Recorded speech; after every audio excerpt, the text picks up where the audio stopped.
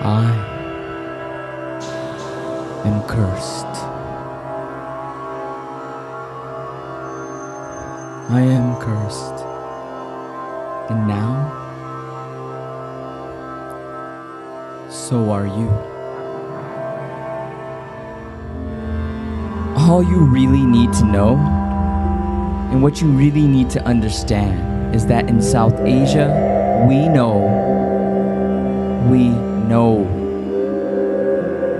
there are ghosts and ghouls and bhoots and jinns who disguise themselves and take the form of something hideous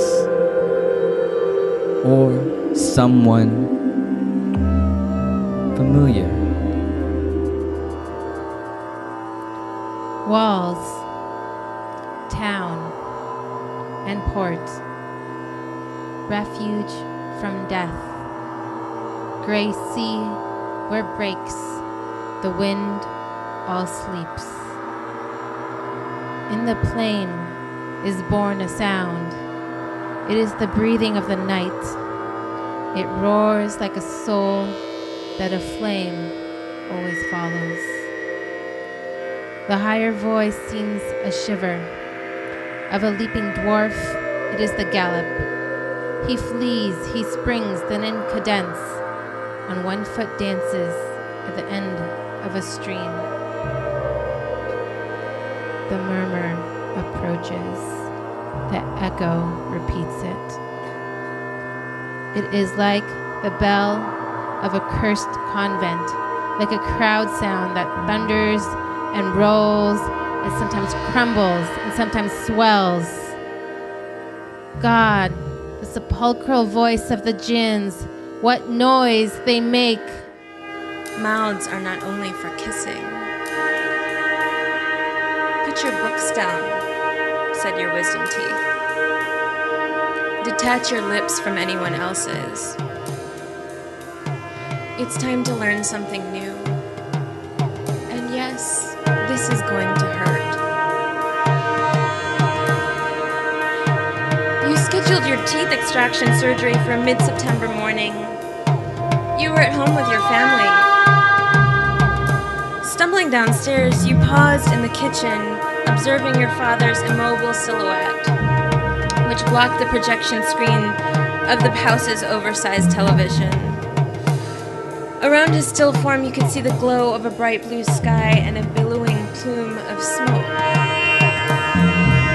What's happening? You asked.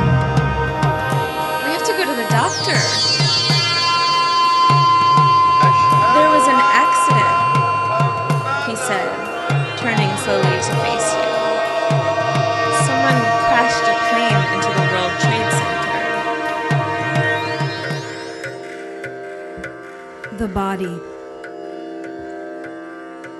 Past the Tony Calcutta Rowing Association and behind the Lake Athletic Club, a shadowy, twisting path follows the edge of the water. Tangled water lilies crowd the shore near the rusting suspension bridge, leading to a green and white mosque.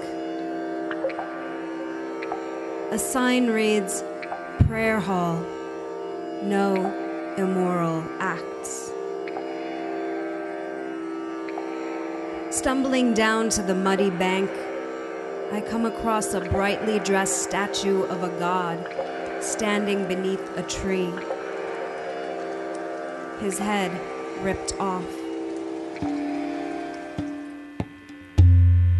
Everywhere we've moved in Rajasthan, we've had a direct bridge from home to masjid. After all, Babaji was the Mullah Sahib, so our lives so closely synced with the duties and services and clocks of the masjid that they were inseparable. We were swept along in Babaji's amalat, a month or two here, and then another shift. After Maghrib, I saw Zubaydah in her usual spot, collapsed and exhausted on her masala, drenched and drying in tears of desperation.